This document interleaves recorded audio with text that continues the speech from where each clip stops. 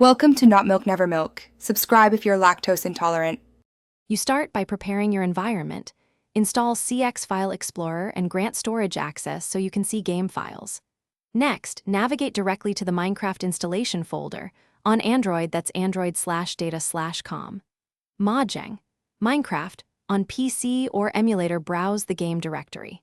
Once there, make a backup of saves and behavior/resource packs using copy or compress.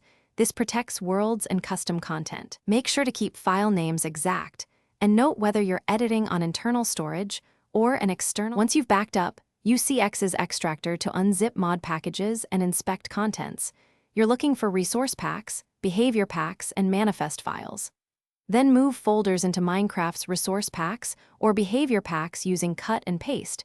Preserving folder hierarchy ensures assets load properly. If two packs share the same ID or name, edit pack manifest. JSON to give a unique identifier and update version, values so Minecraft recognizes changes.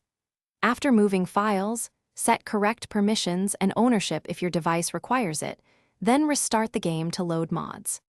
To finish, open Minecraft and enable the installed packs in global resources or the world settings, then create a test world to confirm functionality. You want to identify errors early. If the game crashes or behaves oddly, immediately revert by restoring your backed up folders or remove the last installed pack and retest.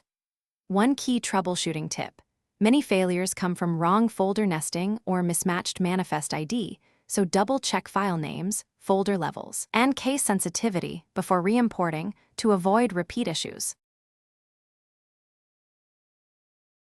Thanks for watching. If this was helpful, leave a like and consider subscribing. See you next time.